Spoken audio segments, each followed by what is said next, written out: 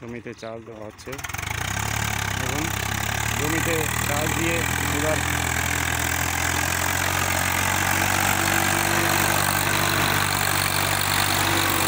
জমিতে চাষ দেওয়া হচ্ছে। এই চাষ দিয়ে আমরা কিন্তু ফসল ফলাবো। এবার কিন্তু এই ফসলটা আমরা কিন্তু সারা বছরে খাবো। এই ফসলটি কিন্তু চারপাশে কিন্তু আমরা কিন্তু এগ্রিকালচার থেকে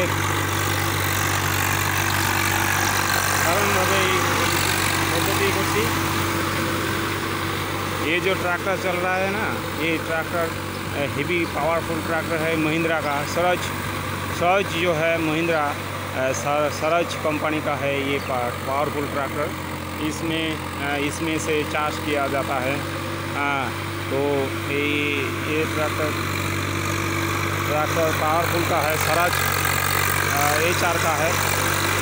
तो ये जो ट्रैक्टर है एक के बारे कादा हो गया है। देखिए कितना सुंदर, ये देखिए ये कादा हो गया है, इसको गाड़ना पड़ेगा। ये कितना सुंदर पावरफुल ट्रैक्टर का एक ये है।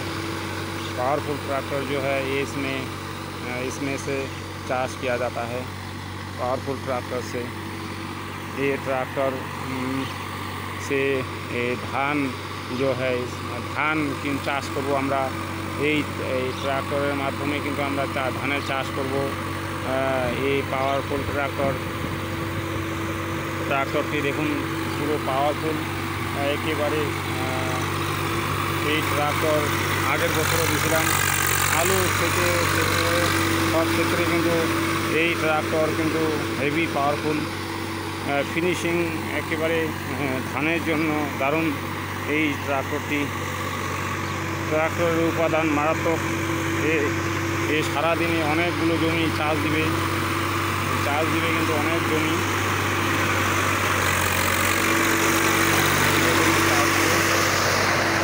পাট কাটা শুরু হয়ে গেছে।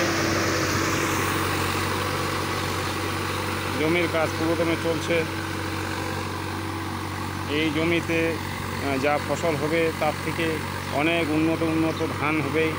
আমরা যা খরচা করব তার থেকে বেশি করে আমদানি হবে। এই ধান আমরা কিন্তু সারা বছরে খাবো এই ধানটা।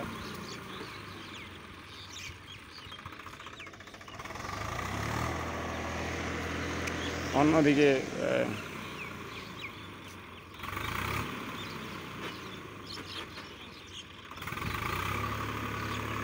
একেবারে কাদা হয়ে যাচ্ছে জমি।